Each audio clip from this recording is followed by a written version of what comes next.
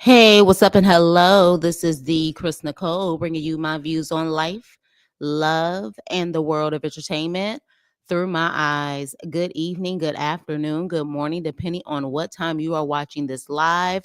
Hello, crew. Hope all is well. Make sure you hit the like button on the way in. Whew. When I tell you, first thing this morning, I watched this documentary. First of all, shout out to the producers of this documentary. They did a phenomenal job. Okay.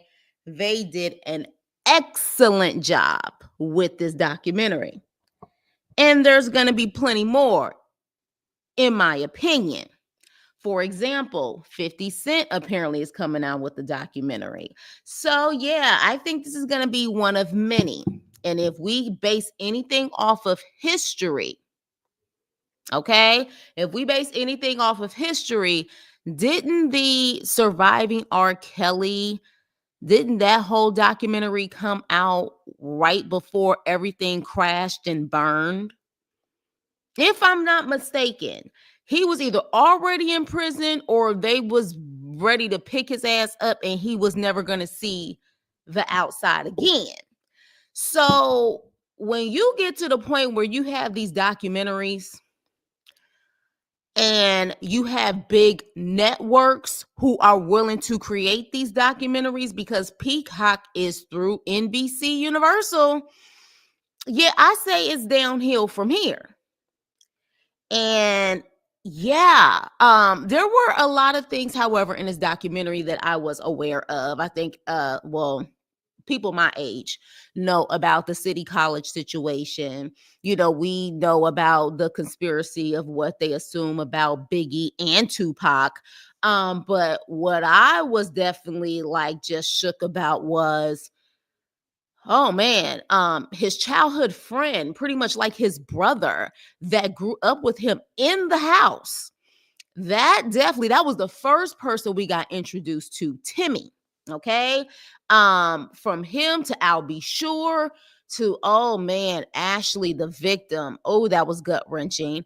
To Sarah from Making a Band. I mean, and every time they claimed that there was a false allegation, that Diddy's attorneys claim it was a false allegation, all of a sudden they were really good with having, like, production was really good with giving another claim on top of that. So like when Don Richards, I forgot if it's Richardson or Richards, from Danity Kane, when she was talking and she has put out the allegations against Diddy and they claim it was all false, all of a sudden they put Sarah up there and Sarah talked about how what he did to her. So they were very calculated. It was very good with how they had it mapped out. But with that being said, Timmy, I will say this.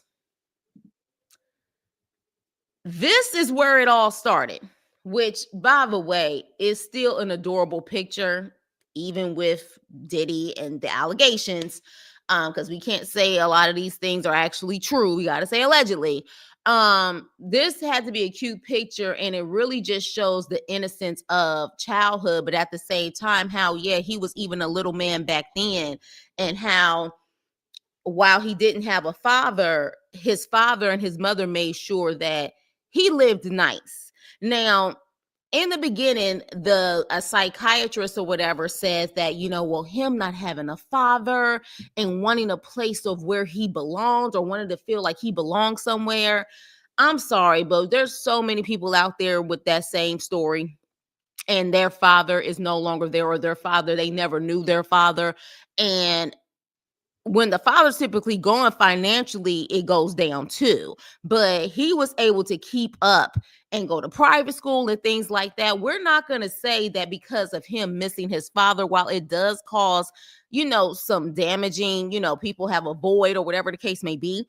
Yeah, a lot of people don't end up like monsters like they're saying he allegedly became. So where did this stem from? And for those who actually watched it, please let me know, or watch it first and then come back. Trigger warning, trigger warning. So Timothy said that the way that they met was He was on the south side of Mount Vernon. Diddy, Sean Combs, and his mother lived on the north side of Mount Vernon, and how his parents were it people in Harlem. They ended up building a house in Mount Vernon. Something happens to the father. Of course, we have heard the stories that the father was unalived. Apparently, rumor has it he was a hustler within the Nicky Barnes team or whatever. And there was also allegations that apparently he was a snitch, allegedly. And that's what made him become unalive. That's what they claim. So with that, I guess because financially it probably was taking a toll on her, and because I think his mother has mentioned she worked multiple jobs to make sure that she could upkeep the lifestyle that she once had with Melvin Combs being there.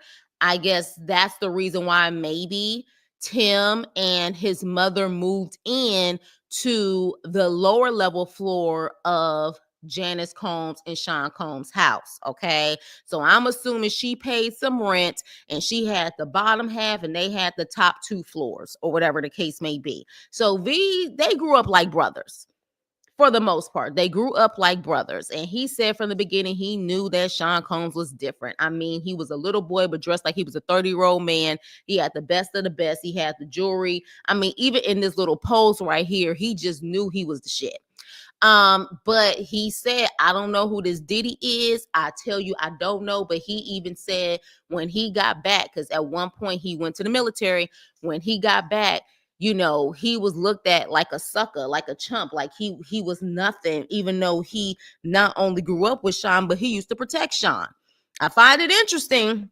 They wanted to let us know that Sean was that guy who was seen as weak in the neighborhood. They wanted to be very clear that he was that guy that wasn't boisterous, got bullied a lot, wouldn't protect himself, would cry when he got bullied, and Tim would be there to protect him. But then when Tim went to the military, he could no longer be there to protect him. So I found that interesting because I was like, oh, damn, y'all saying this while he in jail, huh? Okay. All right, like y'all setting it, but I also feel like they wanted to let it be known like he was not this boisterous dude at first. Like, where the hell did this come from? So that's the foundation of it and how they met. But he said by the time he came back from the military, he wouldn't even, when he said, hey, Sean was like, they call me Puff now. Like, in other words, yeah, I know you've known me my whole entire life, but don't call me Sean. Call me Puff. So that tells you right there, the foundation of loyalty for him was cracked from the beginning. Diddy ain't been a friend to no one. And I told y'all about people who are a friend to no one. Okay. They don't care. They'll betray anyone. But interesting enough, what really caught me is when he said this, in his opinion, stems from their childhood. And so, interesting enough, he said every weekend they had parties at the house. And his mama had everybody over there, allegedly PIMPs, hustlers, you know what I'm saying? Like everyone, people, you know what I'm saying? They made sure for whatever reason they wanted to say there was lesbians there were homosexuals there, which was interesting. I was like, okay, so they wanted to let it be known that it seemed like what they was trying to say. It was what was that club back in the 70s? Was it Club Studio 54? Studio 54. I guess they're trying to make it seem like she had a Studio 54 in Mount Vernon. So, and how they saw a lot of drinking, they saw a lot of partying, and how it was nothing to open up a door and see two people having freaky tales. Okay. So initially, where he learned these so-called freak offs seems like it came from his own mama's house. All right. Now, interesting though, Timmy wasn't affected by this like that, but Sean was. So it had me thinking, now this is just my opinion, what the hell did Sean go through in that household that maybe Tim knows about but doesn't want to say, or he doesn't even know anything about it? And there's just a deep, dark secret that Sean himself is maybe keeping to himself. I really wonder if something happened to him in that household. because to probably have that many people in your house, you don't know where they going, where they are, or whatever the case may be. And the reason why I say that, you guys, is because there is something there where he even resents his mother. Even, you know what I'm saying, like with all of his ego and all the money he made, just the stories that Gene Deal has mentioned from how he completely has disrespected his mother before and cussed her out. That's one thing that I was just like, okay. And I've heard him say that before in other interviews. And then also him saying one time that I think one of the former presidents of Bad Boy actually mentions that he allegedly put hands on his mother. He allegedly did that back in the day. And they said that was around the time, I guess, with the city college situation. And so the guy was making an excuse for him, allegedly. This is what I think Gene has said. The guy was making excuses for him, saying, you know, he was acting like he was going to unalive himself. He was stressed out for the city college stuff. Like, I don't know. Like, I didn't tell you. Because Gene was like, why the hell didn't you tell me that? Because I would have put hands on him for putting hands on his mother. When you have that much disdain for your mother, because to put hands on your mother and to cuss her out like that, the way that Gene has described it and what people have told him, there to me is an inner hatred there. Why? Why is there an inner hatred there? So someone really needs to dig deep in what happened to him as a child. You know what I mean? Hey, Jay, what's up? Someone really needs to go deep on what happened to him as a child. And I think that will explain why he is the way he is. Not to mention the bullying aspect of it and how he was bullied a lot. I think that's why it seems to me what it sounds like is the popular guys, because even bullies, you know, they're considered popular, even though people don't like bullies, but they are still considered popular. I think, in my personal opinion, that the reason why he was always quick to try to shut down the popular guy or even go after the popular guy's girl is because those type of guys always reminded him of the bullies that he grew up around. Like the Al B. Sure. You know what I mean? Because we're going to talk about Al B. Sure. So literally, I feel like there are definitely a lot of psychological things going on with Diddy.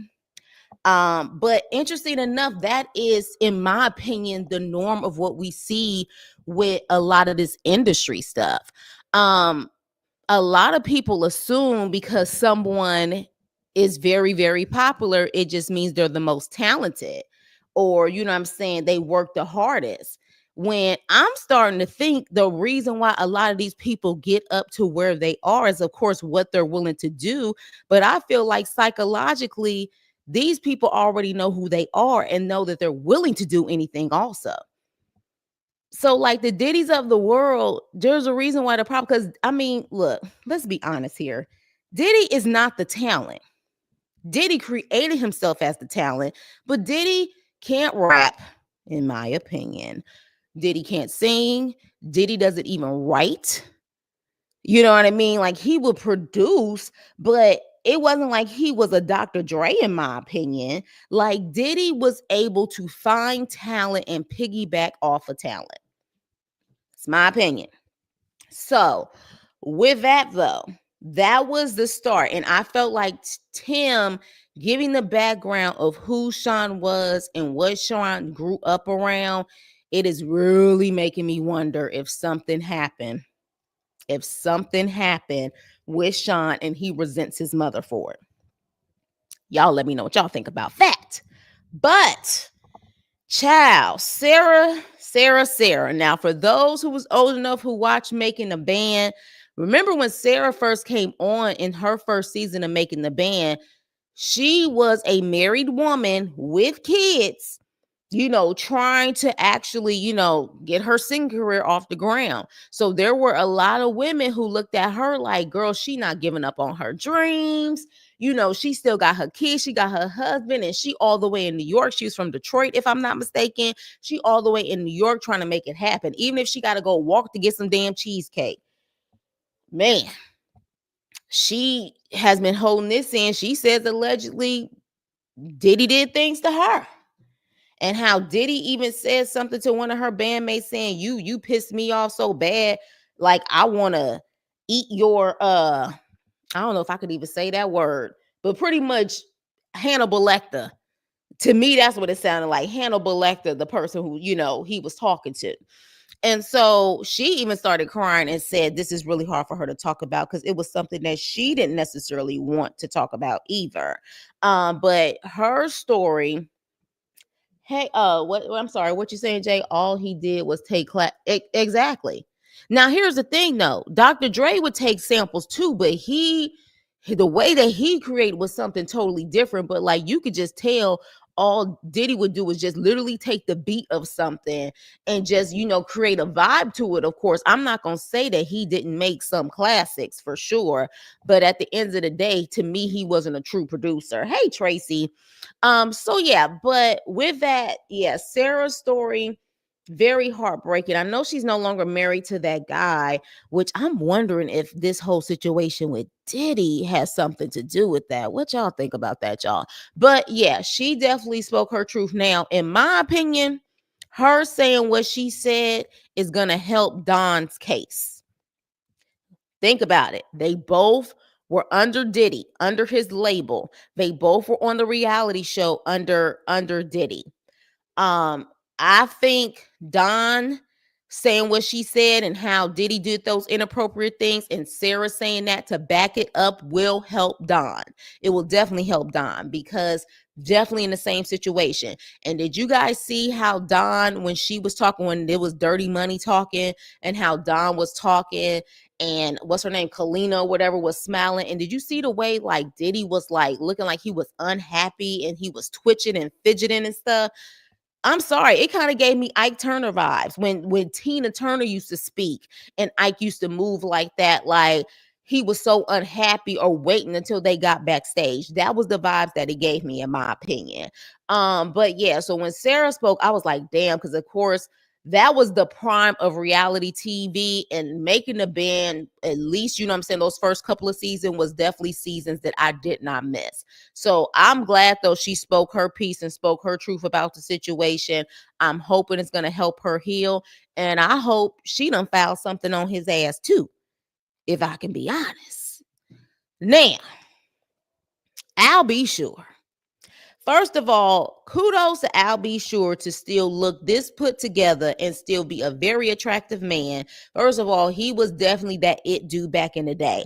But considering the fact that he went through hell and back and almost was like sent to the upper room, you know what I mean? Like, you guys, I don't know if you guys remember when I showed the story about him and how he was in a coma, trying to, what I'm saying, fight for his life.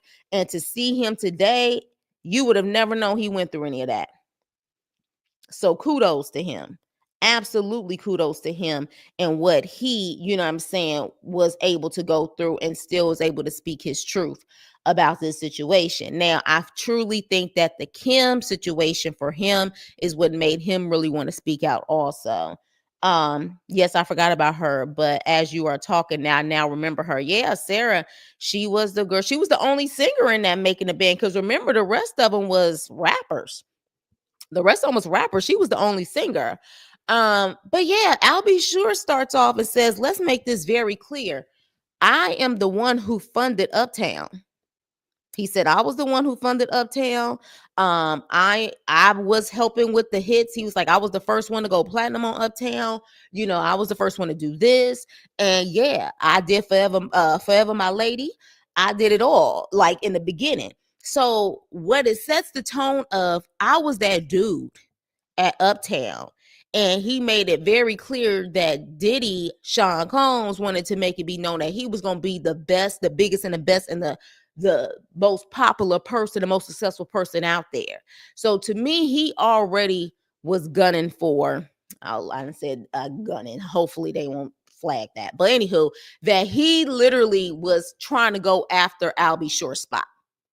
I think he saw Albie Shore as the popular guy, the pretty boy guy that he couldn't stand. and he was doing everything he could to really bring him down for whatever reason. Now, I don't know why, because I've always heard, even back in the day when Al B. Sure was in his prime in the 80s, that Al B. Sure has always been a very nice guy.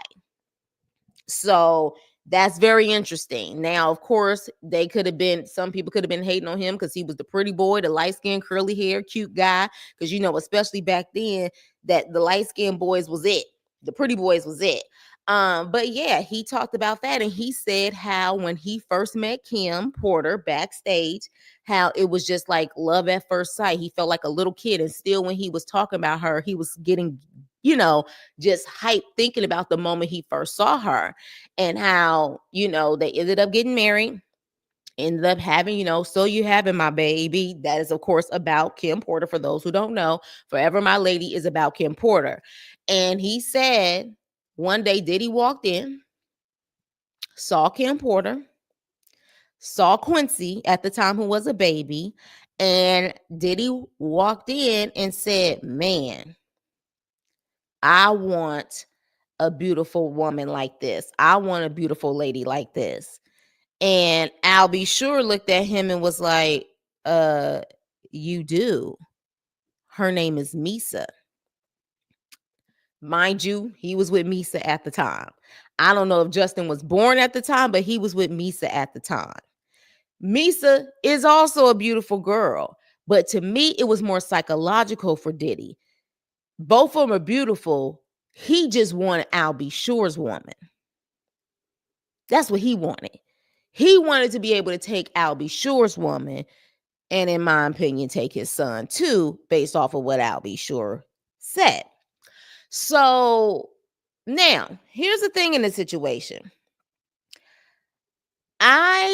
In my opinion, what I would call the industry girls, I don't think any of them are innocent. I don't think any of them are 100% innocent at all whatsoever. Now, that does not mean that they deserved what they deserved. People think Cassie's not innocent. She was a part of, you know what I'm saying, the shady stuff that was going on behind the scenes. That does not mean that she deserved what she deserved. With that being said,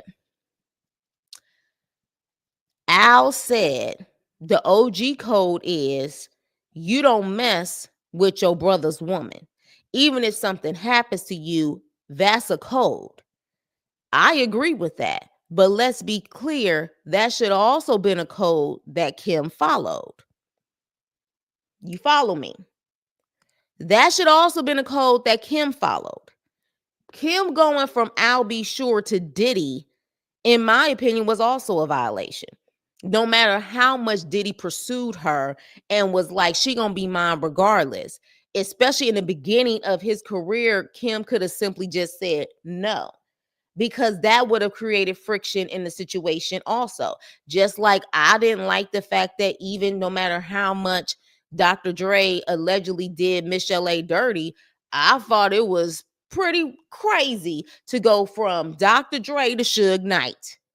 Like, you're gonna kind of get some side eyes in that situation. I'm sorry, you're just gonna get some side eyes. So that's why I say, to a certain extent, Kim Porter wasn't perfect, especially probably in the beginning. She probably was trying to go with the one who was successful, and Al B was kind of, his fire was kind of coming down, and Diddy's was rising up. Not to mention, allegedly, from my understanding, based off of the rumor mill, Misa and Kim Porter were friends. You see what I'm saying? So those type of things, that's why I say industry girls, I'm sure at the end of the day, when they look at everything they've gone through, they will probably feel like to a certain extent it wasn't worth it. But I don't feel any girl who is like known as an industry girl is 100% innocent. I don't. That don't mean though that they deserve anything that they got. Hell no. I don't condone none of that stuff at all. But when he said that code stuff, I said the same code should have applied to Kim. It should have. She should have never sat up there and did that. She knew what that was going to cause. And I'm sure that based off of what Al said later on, because Al said that at a certain point, Kim started to protect not only, you know what I'm saying, Al, but also Quincy, because this was apparently the whole situation when it came to Quincy and Al not really being able to see each other was Diddy did not want Kim to have any type of close relationship with anyone, especially a man. So he was trying to take over that whole situation based off of what Al was saying. And when Al was trying to make it seem like that he man to man, he was about to handle his business and let, you know, I guess Diddy know what was up. That Kim told him, don't try to do that Mount Vernon, you know, hood shit over here, because you will get unalived. And pretty much said on, you know what I'm saying, their son's life, like, don't do anything. So she, I guess, in this situation, it wasn't necessarily her trying to purposely keep Quincy away. It was her trying to protect everyone involved in the situation. So much so that Al feels like because she was trying to protect Al and Quincy, this is the reason why Kim is not here today. And he did actually say straight up, with no hesitation, he does feel like she was taken out. He says that. And he also was about to mention another story in the situation, but he said he can't. He said it's evidence. And he said eventually he'll say something, but with this, all of this legal stuff going on, he can't say anything right now. Okay. Now, interesting enough, they used a piece from Jaguar. They didn't interview Jaguar, but they used a piece from one of Jaguar's videos when Jaguar was saying, look at all the people who started at Uptown. Andre Harrell is gone. Heavy D is gone. Al B. Sure almost was out of here. The only one, and Kim Porter is gone, and she was the longest employee there. The only one that's still standing, really, and is really successful is Sean Combs. But let me ask y'all this. Wasn't Mary there from the beginning? Wasn't Mary there from the beginning? Because one could say she was there from the beginning too, and she's still going strong. And we already know the rumor mill about Mary allegedly in this situation. Don't know if it's true or not, but I'm just saying. But I would say she was in the beginning of Uptown. She's still going strong. But Al B did say, he kind of implied, coincidence my ass, that this is starting to make sense that all of these people are gone and he's the only one standing.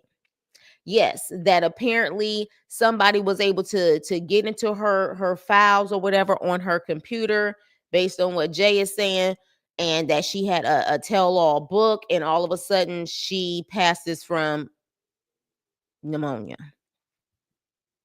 Yeah. So, of course, everybody was like, she was young, she was healthy. The odds of her that happening, yeah, I don't know. Don't know. So, and then of course, they even go back to his first tragedy in his career, which was the City College situation, the stampede. And you had actual members of the family of the victims who were actually being interviewed. Now, for those who watched it, let me ask you this, because one of the girls who was unalive during that event, her brother was being interviewed, and he described a situation where he went to Diddy's office, and this is around the time he was really successful. Sean John was popping or about to pop at that moment, and he said he went into his office. He said Diddy was like nervous, you know, looked like his lips was white, like he looked like he was about to, you know, like he had seen a ghost type of thing. And he said that he was going to give a donation to her family, her brother, for $50,000. And that guy was like, have you lost your effing mind? You all these plaques on your wall, and you mean to tell me you can only get $50,000 and that's all you can do and contribute, and you know you can't help with the foundation and this and this and that and that. So he said he had to leave. He said because of course he was getting pissed. He was getting pissed and he had to leave.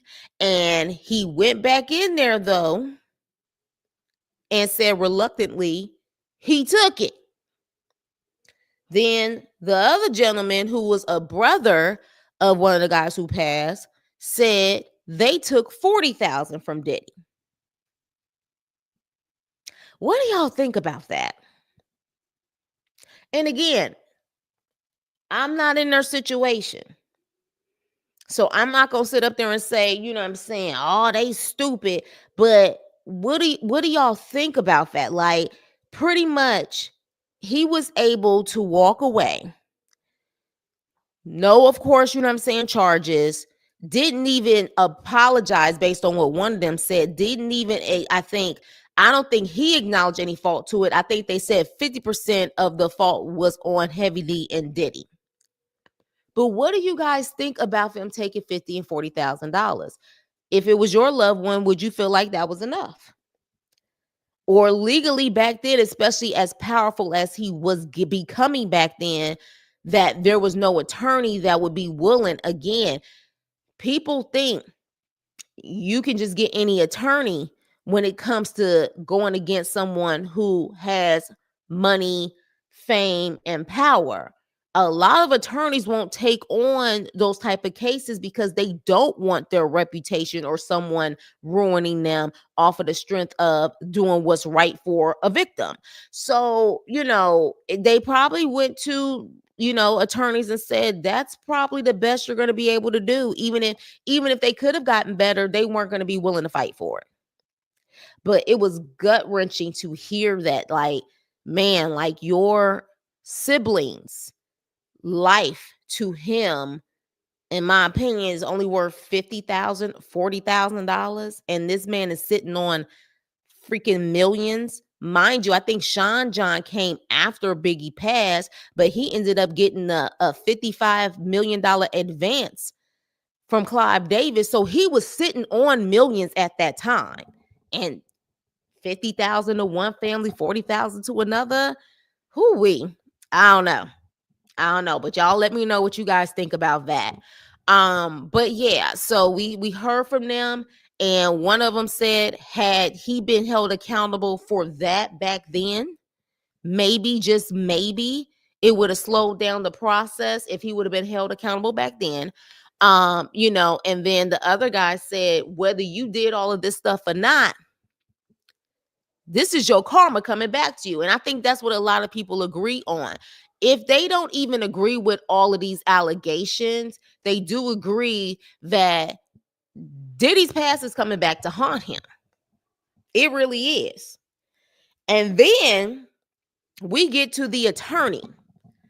And I want to say her name, the Ashley was the victim, but I feel like the actual attorney, her name was it Ariel, you guys? I forgot. It started with an A, though. I think her last name was Mitchell, though. And I remember her on Piers Morgan. That was the actual Piers Morgan interview when Jaguar Wright was on there. If you guys ever remember that video when Jaguar Wright was on there saying that Jay-Z and Beyonce are a nasty couple, and of course Piers Morgan apologized later and took out that segment. That attorney was on that actual segment right after Jaguar and said that she felt like Jaguar needed some legal representation with the information that she claims that she has. She was on Piers Morgan for that actual episode. She's on here, okay?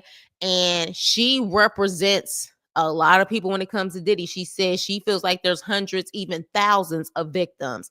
And one of her victims is the girl Ashley. And when I tell you that story, you guys, trigger warning in advance. I'm not going to even go into explicit details about it, but let's just say,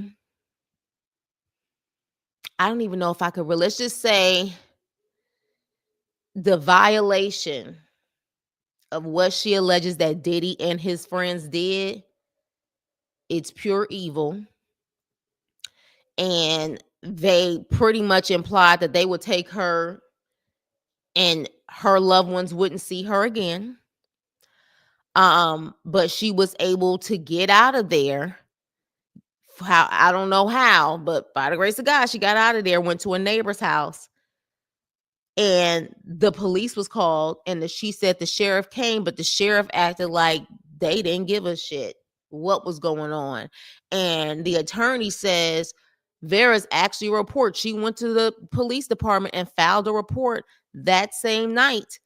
And they even verified that there was a police report, but apparently saying they take these allegations seriously, and as if, I guess, they did their investigation and didn't find anything, I suppose. I don't know.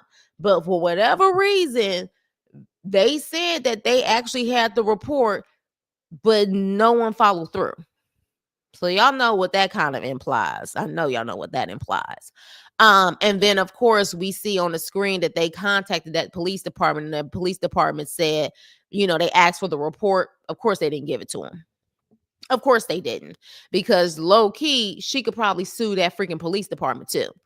So with that being said, that definitely had me like, it was very hard for me to hear her, and how she pretty much, of course, is traumatized for the rest of her life. Like, what her story is, if that story is true, and I'm telling you, she was so detailed with that story, and even certain objects and things like that, she was so detailed with that story. If that story is true, she need a good 100 million, if not more.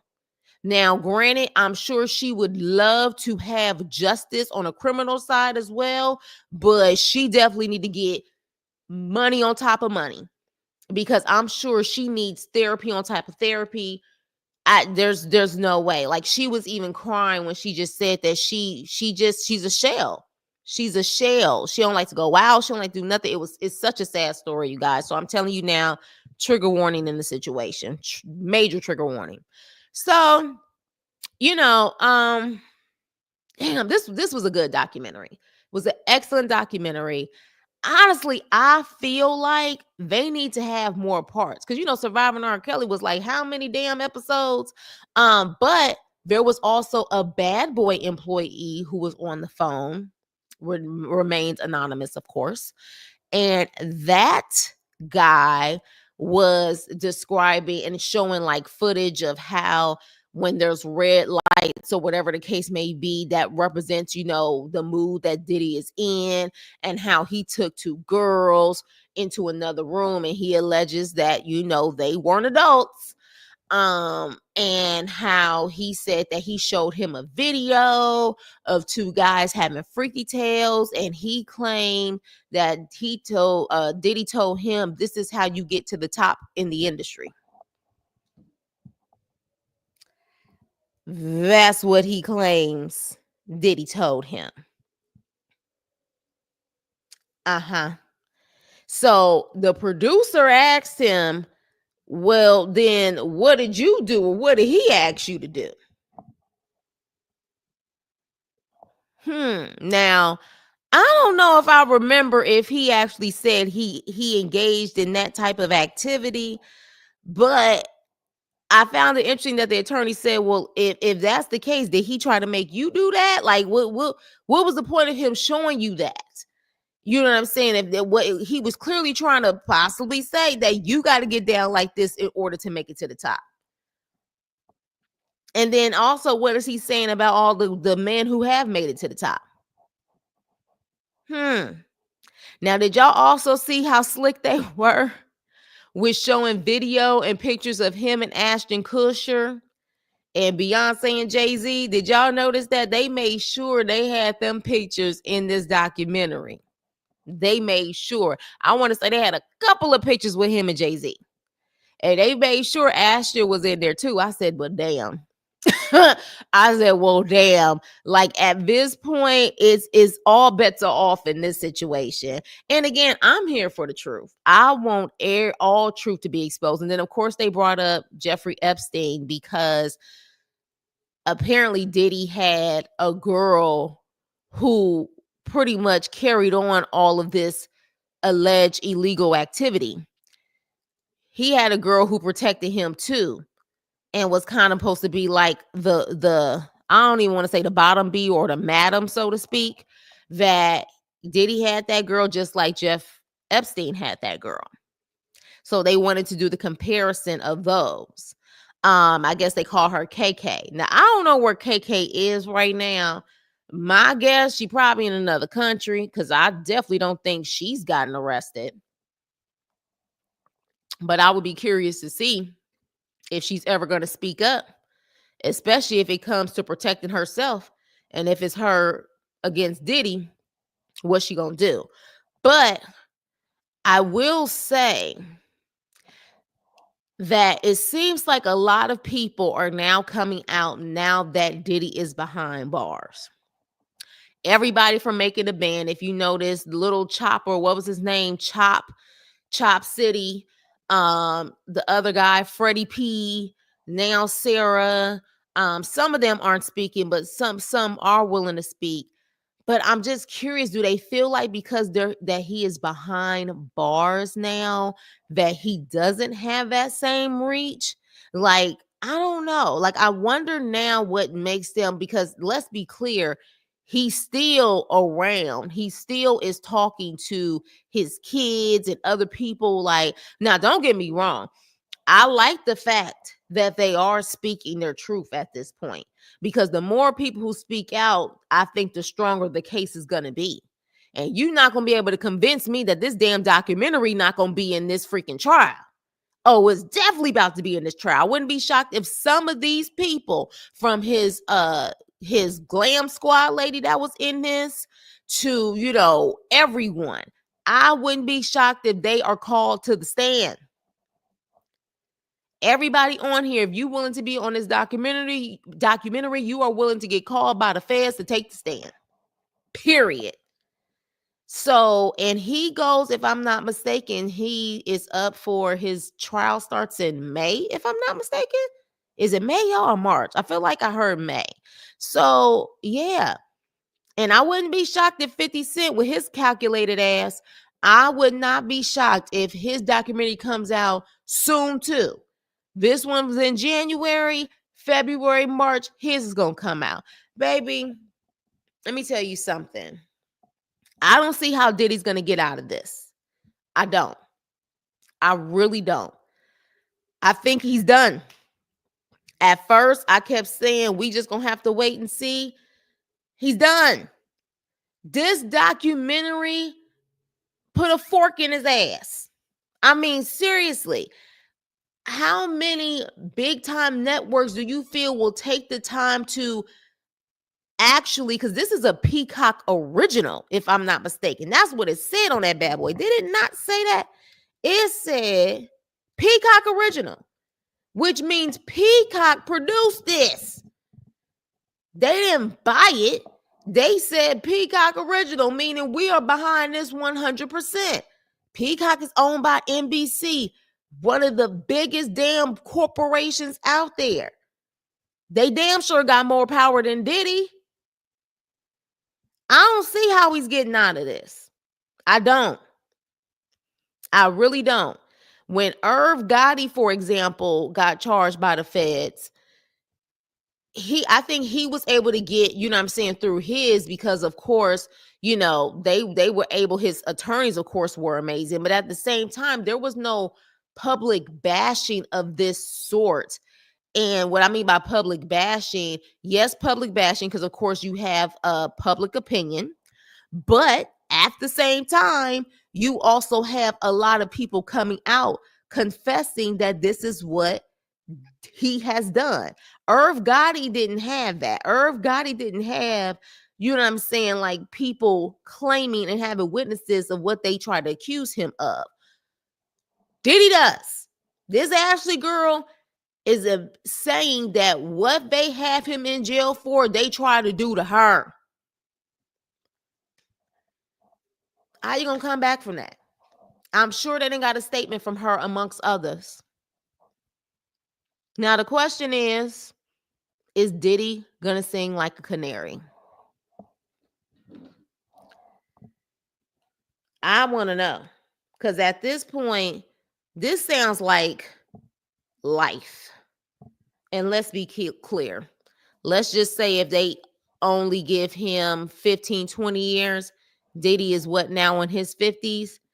I mean, wouldn't that be considered a life sentence at this point? Wouldn't it be?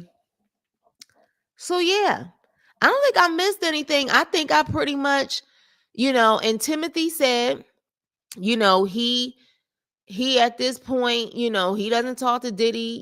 He said he don't know who Diddy is. He know who Sean is, but he said he does not know and he don't want to know. But unfortunately, he lost his father and his son, and like Sean, just like back to back. You know what I mean? But what's so crazy is Tim said he knew this was eventually going to happen. He said he knew at a certain point that eventually they would be there knocking on his door, questioning him about Sean Diddy Combs. So that's when they said it was only a matter of time. Now, Gene Deal.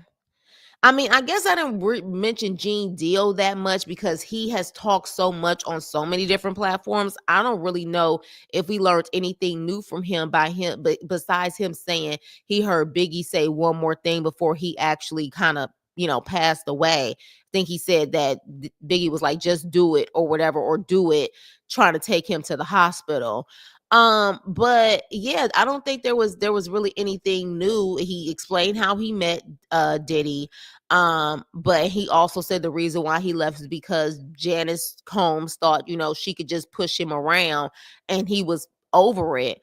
But yeah, he claims he's been talking since 97. He's been talking about this since 97. I don't know, because of course we didn't have internet like that in 97. But I just find it interesting now that he's getting the attention he's getting. And maybe it's because of the fact that now people are willing to come out. But I'll say what's interesting is, and I think we kind of even talked about this before too, they said the whole publishing situation, because they talked about how he's never had a good reputation as far as business is concerned. Everybody from Bad Boy left him. A lot of people had a bitter taste in their mouth about what he did at Bad Boy, but then all of a sudden he came back trying to give people they publishing back.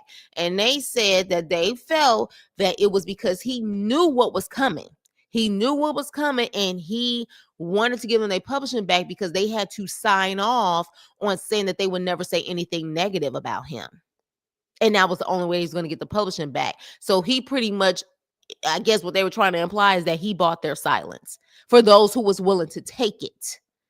That he bought their silence. And all it is love. My name is Love and Daddy Love and all of that stuff. He was trying to change his image because he felt the heat coming. That's what they're saying, which makes sense, because why all of a sudden do you want to be this so-called ethical man now when we have heard from the beginning that you were never ethical with people on Bad Boy?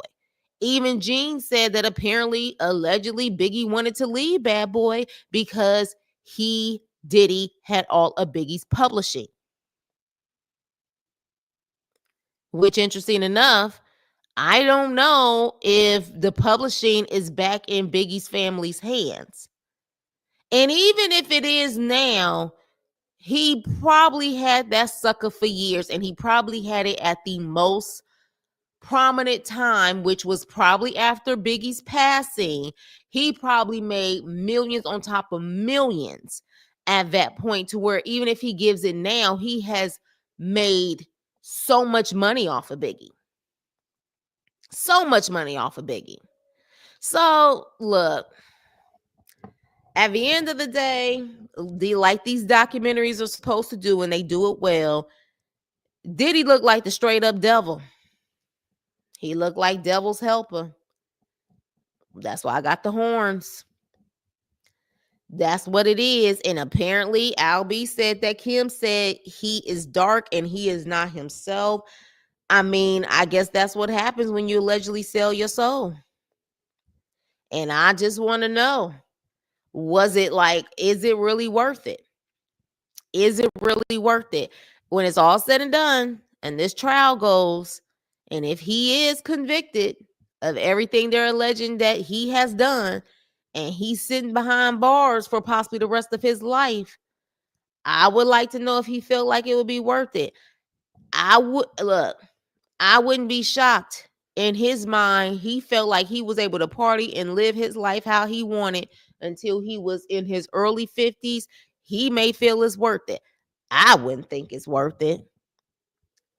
I wouldn't think it's worth it, especially with kids and stuff involved.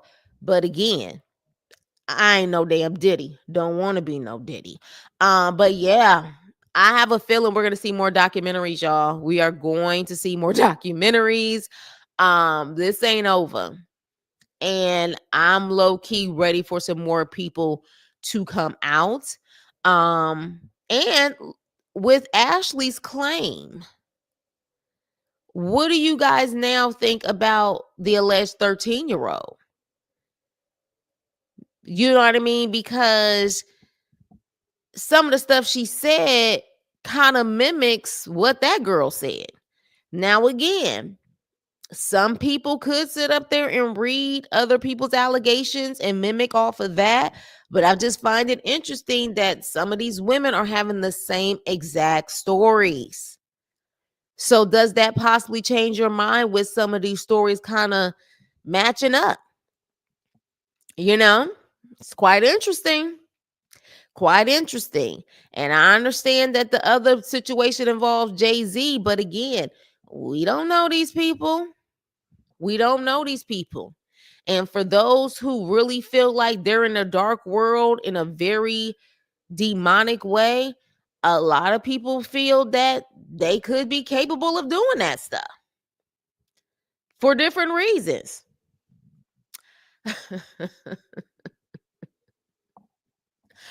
I hear you.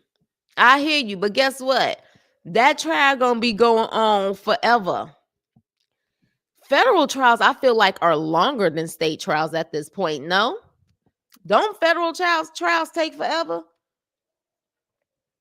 I feel like we ain't gonna hear nothing probably until 2026. We probably will not hear anything until 2026 when it comes to what the final verdict is going to be when it comes to Diddy. Hey, Teeth. I feel like, did I speak to you after New Year's? I don't know if I have, but you know it's a lot going on out here. So happy New Year to you if I haven't spoke to you. But yeah. So yeah, you guys, baby. For those who haven't watched it, watch it. Watch it. It's quite interesting.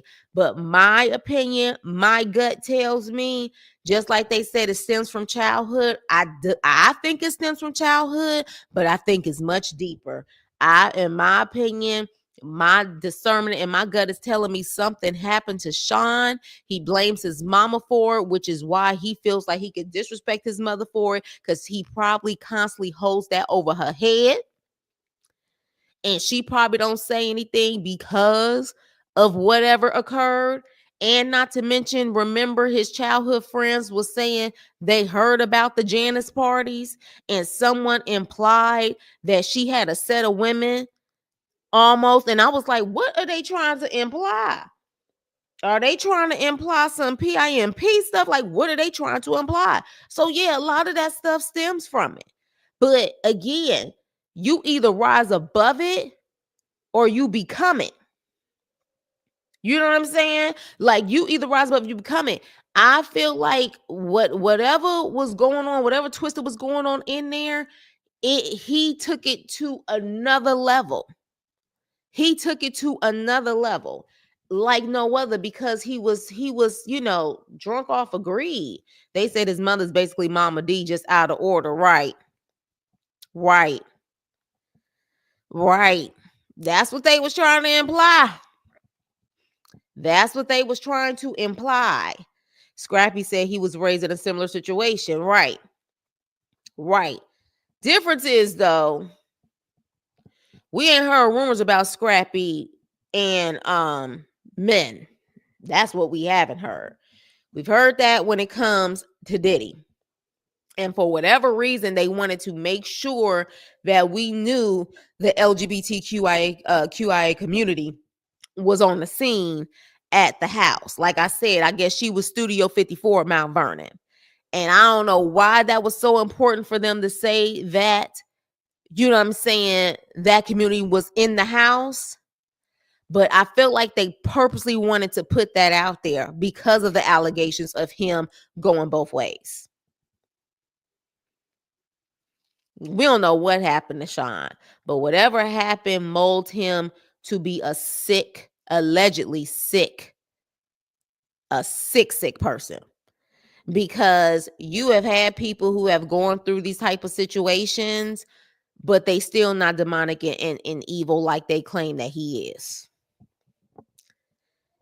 So, and I think a lot of that was always in the back of his mind. He wasn't popular. He wasn't considered the attractive guy. He wasn't considered that guy. So therefore, he always in the back of his mind had to have a get back and had to always take the popular guy's woman or always be the one who tries to destroy people, because I truly felt like he never healed from whatever happened to in his childhood, to the point where people like that, they're not friends to anyone. They're not. And I told y'all, people who are friends to no one and have no loyalty or integrity are some of the most scariest people out there. And you got to stay clear of them. And the reality is, that's why I say I'm waiting for the moment if Diddy's going to say something. I say if he's not going to say anything, it will be simply because he's afraid of being unalived.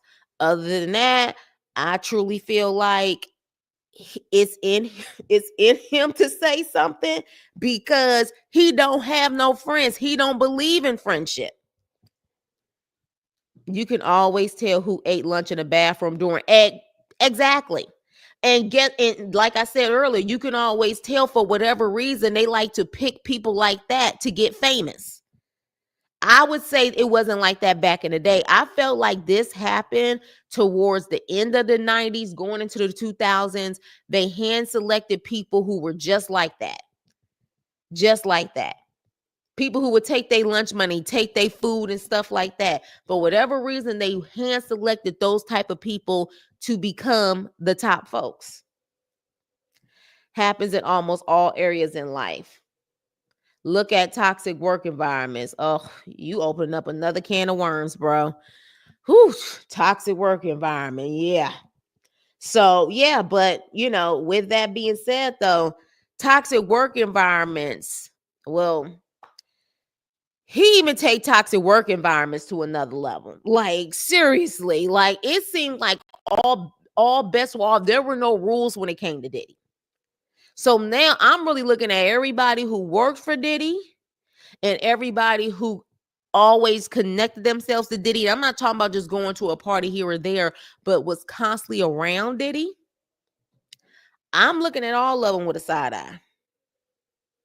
Looking at all of them. So, and I wouldn't be shocked if all of them get called to the carpet during this trial.